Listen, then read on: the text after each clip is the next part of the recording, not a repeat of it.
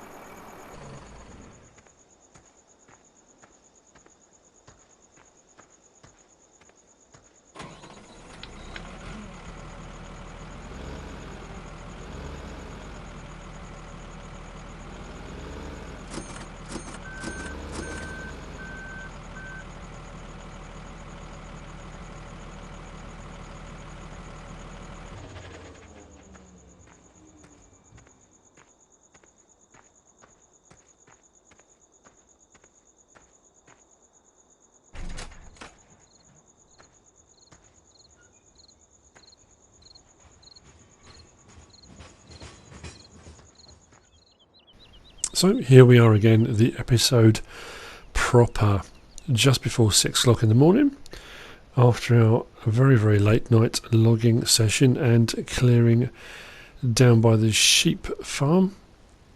It does mean we'll have a big grass area there we can cut. And as you can probably tell, we've got rather a substantial amount of money in the bank again. Canola is nearly ready, which is good. It's on its next phase of growth. But I think we need to make a couple of new purchases for the farm. So, nothing on sale. A new tractor is in order. I ummed and ahed over Case Magnums and New Holland T8s, and in the end I thought, you know what, go big or go home.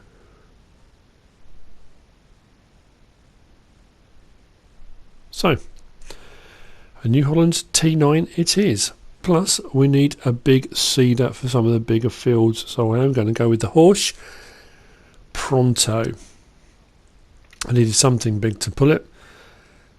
It doesn't get much bigger than a T9 or a quad track. So there we go. 2 new purchases for the farm. And here it is. The New Holland T9. It is massive.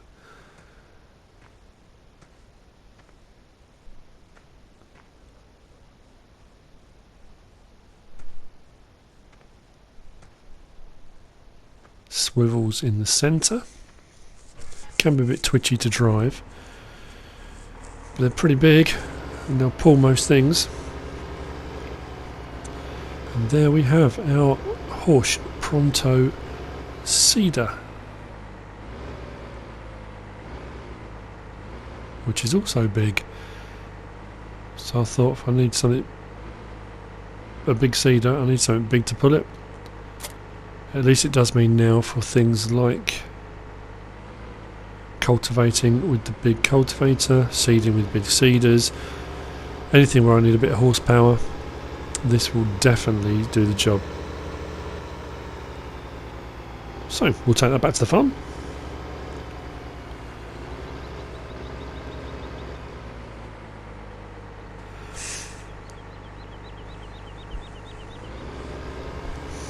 I do like the detailing, that little exhaust flap flapping around as you accelerate. It's brilliant.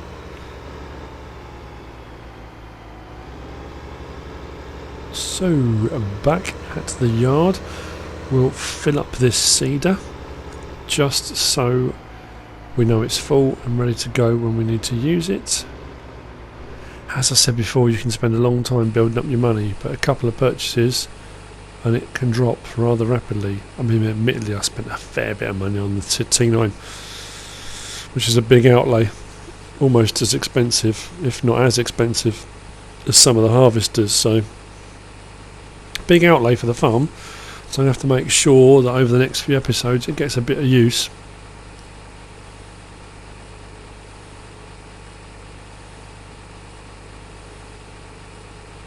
But this is a fair sized map. To be fair, Westbridge Hills is the same, quite a big map. I think I'm on that when I carry on with the gameplay series on that. I think I might get a quad track on Westbridge Hills, just so it's a bit different.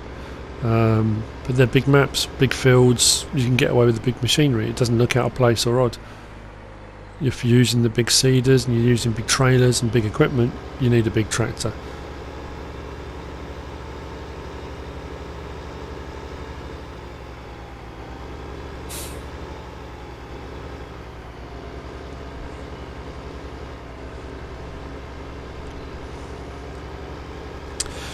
I must admit, looking at the vehicles that have been shown so far on Farming Simulator 17, I know there's a lot of customizable options for a lot of the tractors, which means you can start off with a base level horsepower and then customize them and increase the horsepower, but I'm not quite sure. I suppose the Challengers might be quite big horsepowers.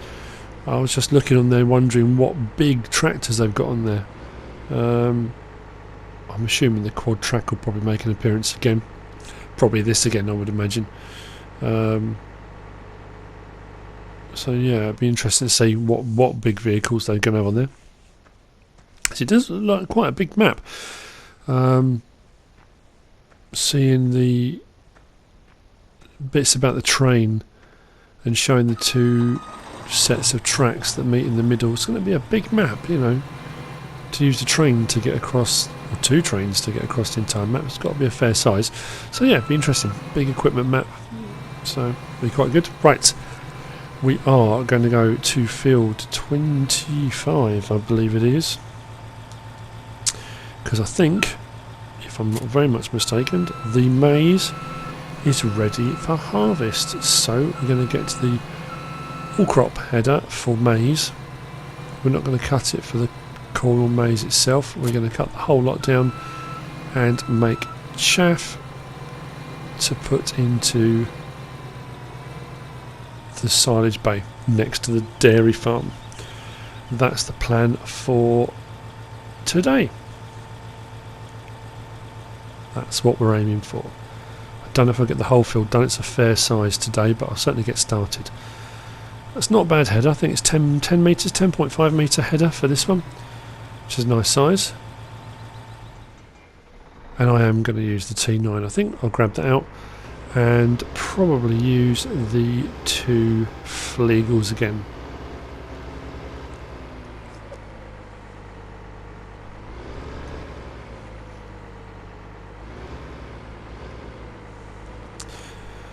Now that won't hook up.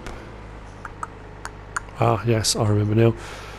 Okie dokie. Yes, the quad track and the T9 often have problems hooking up to certain trailers on here, but there is a neat little trick that I picked up on someone's gameplay, let's play how-to video. Can't remember who it was now. But if you put a weight on to the back of the quad track or the T9, which it should pick up fine on the 3-point linkage, he says it should pick up fine. Come on, pick up fine. There we go. On the back of that weight, or the front depending on where you've got it, there is a trailer hitch, so that should then hook up to the Flegels or any other trailers that they don't seem to want to hook up to. It adds an extra little link in the chain, but it doesn't mean you can hook up to some of the other trailers that it wouldn't originally hook up to. I think the height was just off, it just doesn't quite work, but that's fine, and it would have helped if I'd have got the angle better on this.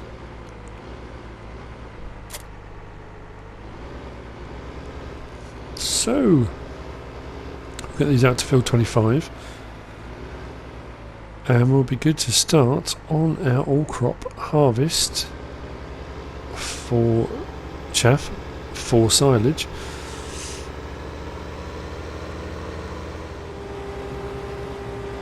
Right, I've taken off the headland because it's funny shape. And there was just a bit of awkward stop-starting. But now we can start proper. Set the cruise control down to 7, which now I'll now knock back to 6. So it's going along at the same speed as the forage harvester, and we can tuck in and settle down for a bit of up and down the field. But you do get quite a big yield doing the all crop, so these will fill up quite quickly.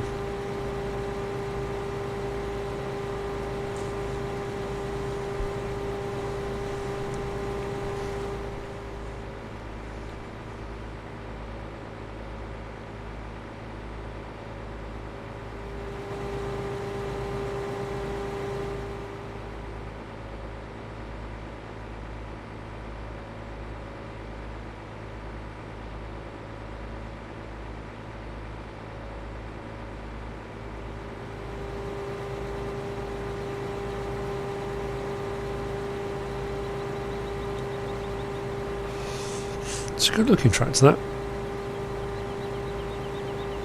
I have to say, in all honesty, hand on heart, I prefer the quad track. I do like the look of it. Nerdy and weird as it may sound, while I was away recently, came across a farm store. I wouldn't say it was a tractor store, they had everything and all sorts of stuff on the forecourt, and they had a quad track parked up out on the forecourt. It was a Saturday or a Sunday, so it was actually shut. So I stopped and had my photo taken next to their quad track. It's only when you stand next to them, they are huge. I mean, it made me look tiny. Big vehicles. But yeah, I love them. I think they're really, really cool. So I hope they do make a return in Farming Simulator 17.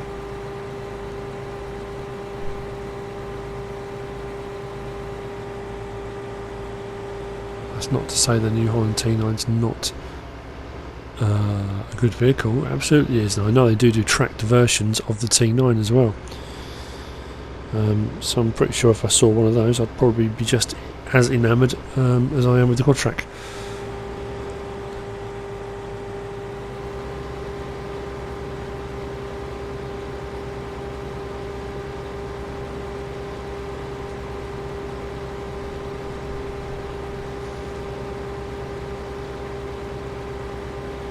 Anyway, this is filling up quite quickly actually.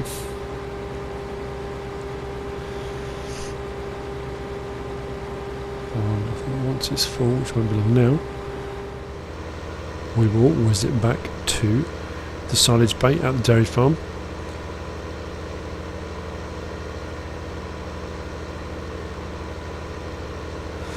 I'm also thinking about my options with the silage bay here. I did mention it in the previous episode. If you haven't seen it, go back, have a look, go back to the start of the gameplay series, have a watch. I think I'm probably going to get a couple more loads into this, probably get it just over 50% full, and then I'm going to blanket it and ferment it. I don't need it full, in all honesty. I'm probably going to use silage bales to do mixed ration, so the silage will just be literally silage for the cows.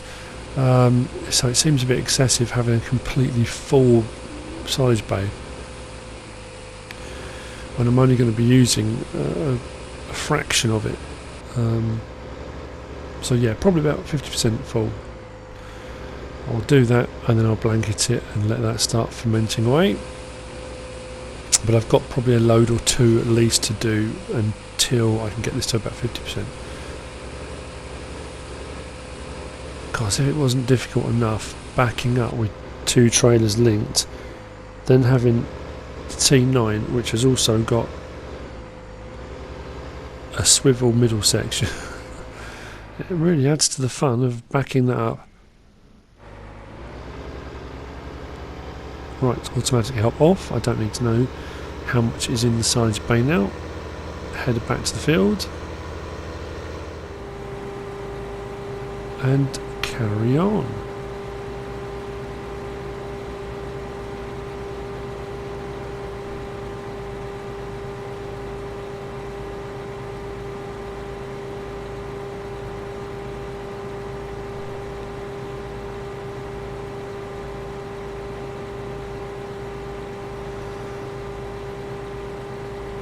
So, see, as we started off with the little bit of forestry just to see where the money came from. Done a couple of purchases, we've been off and bought the stuff. We're now doing the all crop harvest, and it's quite a big field, so it's going to take a little while. I'm probably going to split this over onto the next episode as well anyway. That being said, I hope you've enjoyed the episode and buying the new equipment and starting the all crop harvest. If you liked it, give us a like, subscribe if you haven't subscribed. If you want to leave a comment, please do. I look forward to seeing you again on the next episode, where we'll finish off this field and move on to something else as well. But whatever you decide to do, thanks for watching.